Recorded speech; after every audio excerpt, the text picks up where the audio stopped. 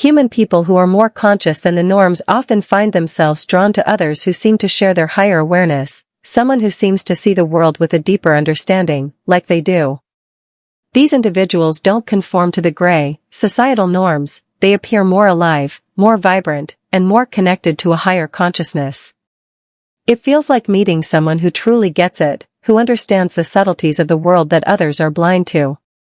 They see the issues and the nuances that the norms cannot perceive, making them seem like a rare and valuable connection. Some individuals' higher consciousness is not what it seems. It isn't born of empathy, compassion, or a genuine desire for understanding. Instead, it's predatory and parasitic, designed to manipulate and control. They wield the awareness we value, our ability to perceive deeply and think broadly, as a weapon.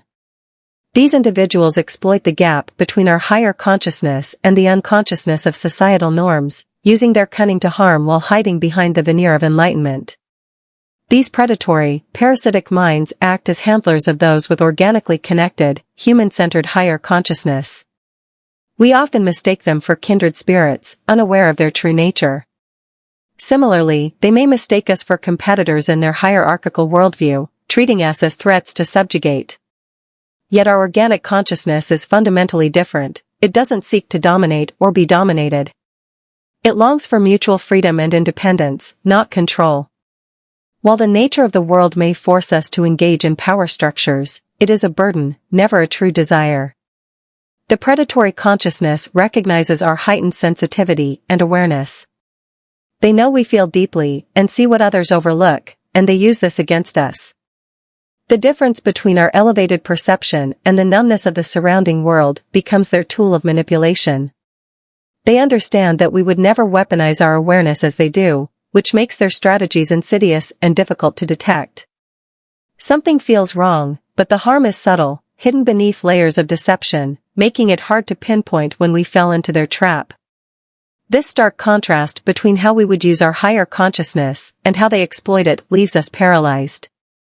We are confused because we don't recognize what's happening, we can't see the predatory nature of their consciousness, and no one around us understands the subtle dynamics at play.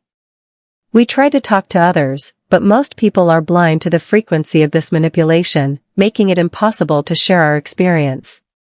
We are isolated in our awareness, trapped in a situation no one else can comprehend. These individuals make us talk about ourselves, encouraging trust and openness, all while using it to gain control. It's not just about forming a bond. It's a calculated manipulation of our thoughts, emotions, and energy to serve their own needs. Deep narcissistic abuse is like being caught in black magic. It's the manipulation of your thoughts and energy to flow in a way that drains you and powers them.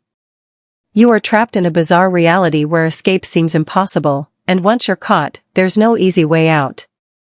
The only option is to endure what's coming, until they lose their power over you. Even if you distance yourself, the effects linger. The journey to free yourself is long and difficult, as it involves reconnecting to the true essence of who you are.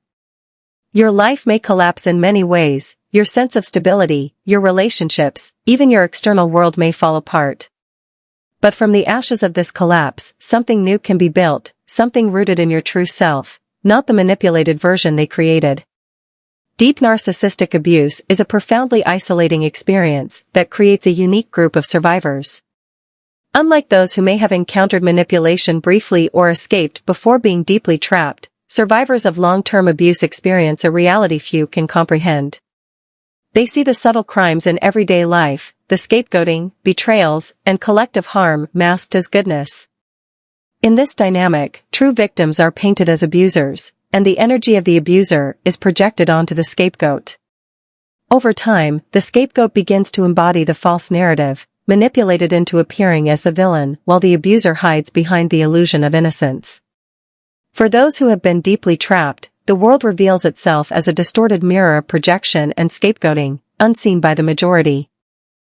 This journey toward freedom can only be truly experienced when you step away from the old world, the narcissistic matrix that ties people to predatory, parasitic forces. The norms and those higher-level manipulators keep their grip on others, but when you break free, you are no longer bound by their rules. The road to freedom is long and painful, but it leads you back to yourself, to your real power, and to a life that is no longer controlled by their toxic influence.